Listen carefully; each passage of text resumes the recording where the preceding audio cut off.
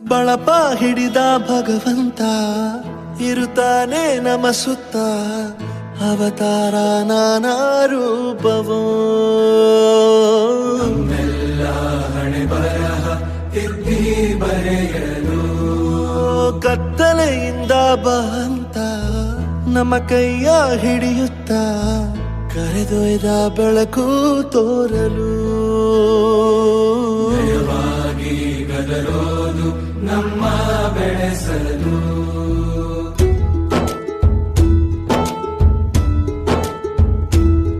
ಭಾಷೆ ಅಮೃತ ಕುಡಿಸೋ ತಾಯಾಗಿ, ಭಾಷೆ ಅಮೃತ ಕುಡಿಸೋ ತಾಯಾಗಿ, ಭವಿಷ್ಯ ಬರೆವಂತ ತಂದೆನೂ ಆಗಿ.